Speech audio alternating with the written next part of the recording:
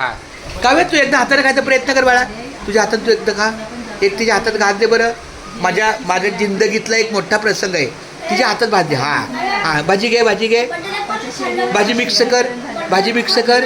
ये देवा आळवण्या गुळवण्या तू चपणी आहे. हे तुला चपणी केली का ग तू? माझं बा हा बस बस खाल्लं खाल्लं. हा आता असंच त्याला खाऊ दे. आता बोल मम्मी तू खा आता. देवा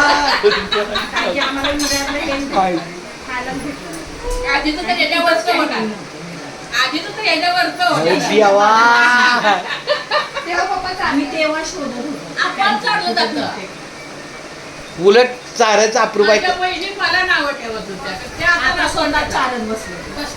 त्यात अप्रूप बाय मावशी तर पहिली असेल. पुष्पा मावशी जरा लई शेवटी. मी नाही बाया आपण अजिबात नसवणं सांभाळणार नाही. आपलीच थोडं सांभाळून कटाळा आलाय. मी आपली बाई लावी ते तसं धाडस होतंय का तेव्हा सांभाळते तिकडे जातात कामाला.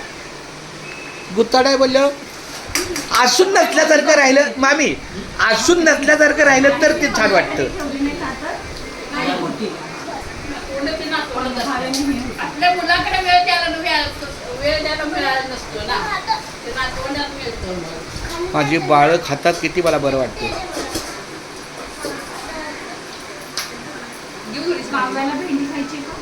हा भेंडी दे मग. पनीर देऊ का पनीर तुला? मग तिला शेव दे मग. तिला फक्त कुठल्या पण भाजीचा रस्सा बस. तिचं जेवण म्हणजे कुठल्या पण भाजीचा रस्सा आणि म्हणजे फुलकावणी. पहिलं एक्स्ट्रा ती भात खात होती माहितीये काय तिला इंद्रायणी भात. हा बस याशी काव्या छानपैकी खाते माझं बाळ.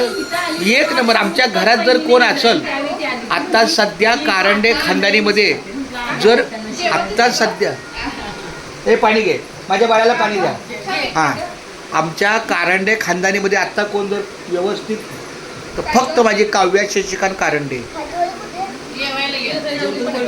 काय चालू आहे? पहिले जेवण तर घे. बस झालं. नाही लगेच शोभतंय का तू? काय कशाचा हात घात गेला ग बाबा? म्हणजे जेवण झालं तिचं. हां पण काय तू हां झोप आता झोप. मम्मी पप्पाला बोल मी राहते आप्पाकडं. वरून एक आहे आतमधून 2-3 असतील.